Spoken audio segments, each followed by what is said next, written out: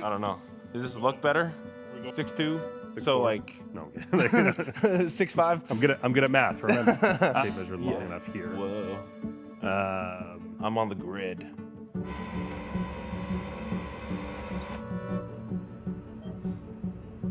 This is exciting. The Yeah. wall's kind of taking shape. So that'd be Oh my goodness. Finally. Well, this week certainly didn't start as I expected. Okay, well, this is a bit of a live update. What would the store be without little problems? It's currently Tuesday, February 17th, and I should be going to work.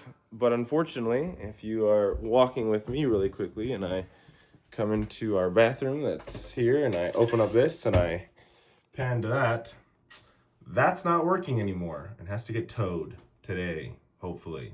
Also, we literally got like, almost a foot or more of snow overnight.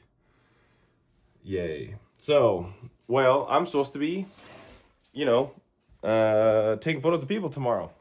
So we're going to see how this goes. Wish me luck. Josh, have fun editing this on Friday. Hopefully this week isn't a complete and utter mess of things. Welcome back to episode 2 of The Gallery. That actually turned out to be far worse than I expected, and it was catastrophic engine failure. So there needs to be a new motor put in, which we're working on. And so I want to give a huge shout out to my family and friends for supporting my wife and I over this past week, as that was quite the unwelcome start to our week. And the challenging part of this week was we were starting to go take photos for the gallery. Now, I want to say another huge thanks to my parents for letting me borrow a vehicle for most of the week. Otherwise, I don't know how I would have gotten to all of my photo sessions. So that's where we're going to start the week. So I just wanted to make sure that we weren't. Now, what's the plan? Well, we had about 4 photo sessions last week, and I know for these, I needed to make sure that my gear was as stripped down, functional, and mobile as possible, because for 95% of these, I'm a solo op. I'm going in to take the photos and coming out. So I need my gear to be as pared down as possible. So all I brought for a camera and a lens was the FX30 and the G Master 35mm lens. That was it, those 2 things.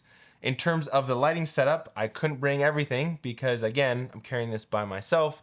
I recommend you checking out a video I posted a few weeks ago in terms of what a little one light kind of setup would look like. And that's what I used mostly for these things. If I used a light at all, for a lot of them I tried to find windows and setup because I also have limited time. It's about a half an hour to take the photo and move on to the next one. And so if I don't have to set up some things, I actually try not to. And so I think only one of the 4 this week even used a light. The rest were natural light. And so with that in mind, I got packed up and headed out.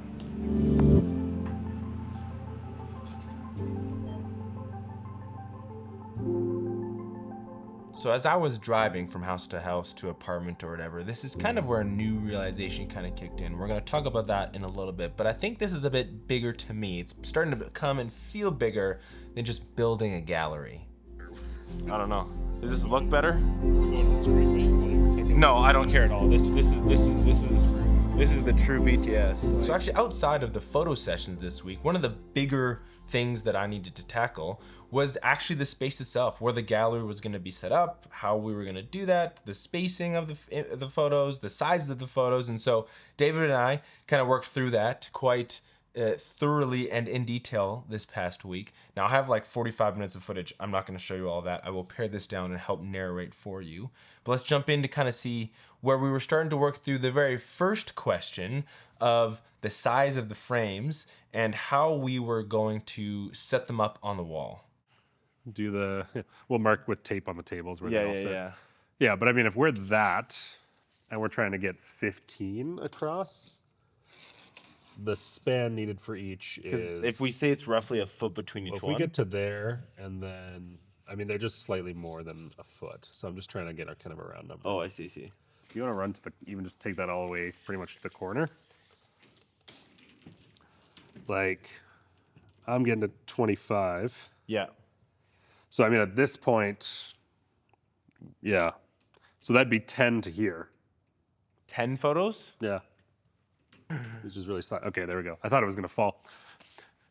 Yeah, and I mean, it depends because we want to probably be in front of the corner enough. Because I'm trying to figure out how to handle this corner too. Yeah, but I mean, if we're a foot and then we go, okay, so buffer from the wall. In this decision-making part, I really relied a lot on David's expertise. As much as I am kind of the creative visionary for what this would become and what it is, I far trust more David's construction and building skills than mine. And so when it came to doing a lot of the math, I was relying on him to figure that out. Seventh one is going to be 210. Eighth is going to be 240. This is going to be good. All your comments can fact check if I'm doing math right. Yeah. 7 is at 240. 8 would end at 270, which is there. 9 would end at 300. If we're in a little bit from the door, in a little bit from the wall, we're looking at getting 14. We can definitely shrink it because I'm also saying 30 inches. Yeah. And that's saying a foot between, but we're actually 29 because the frames aren't a full foot and a half. They are an inch less. So we'd gain a foot from my math on that one. So, I mean, if we easy enough to cheat them in a little bit, and we're gaining probably a foot across the length of the wall because I'm just rough doing the math. Yeah.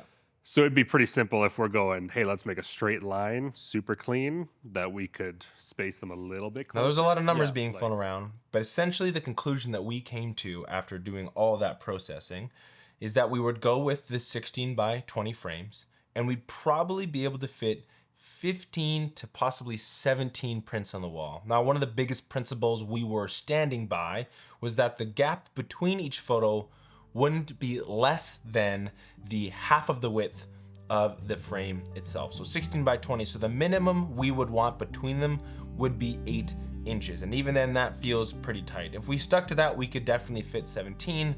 But right now, the sweet spot we're kind of aiming for is 15. So we're gonna have 15 hooks or little nails in the wall.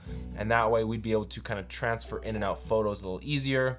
And so for the, I'm hoping to have more than 15 prints for this project. We'd be able to sub some in and out for the different shots that I'm hoping to get for the bumper. So now the new premise arises of the either kind of eclectic look of like one's almost here, and then we just have it around it.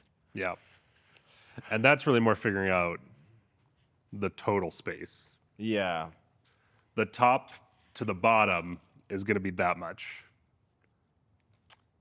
So that'd be top of the top frame to bottom of the bottom frame if we're doing 3 Unreal camera work.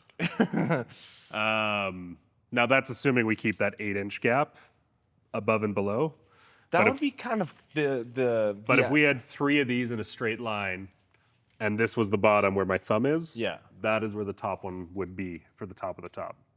One, way harder to take them up and down because that top, like, it's like up we're gonna be pulling out ladders. I think even that alone, David, I think just pushed us to the straight line.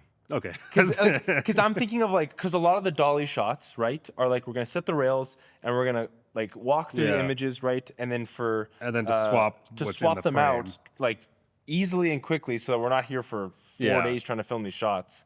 Because ideally for you for tracking, it's gonna be. We're not going to move the dolly. We're going to swap all them and then switch them back and move the dolly. So it'll be like dolly moves at a certain rate to follow these photos.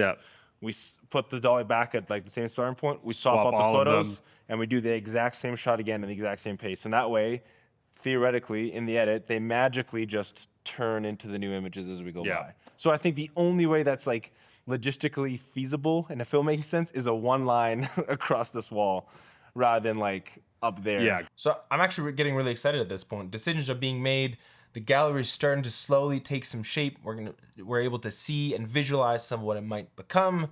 So Dave and I decided to have and mess around a little bit with some other things to kind of show you all what we have in store.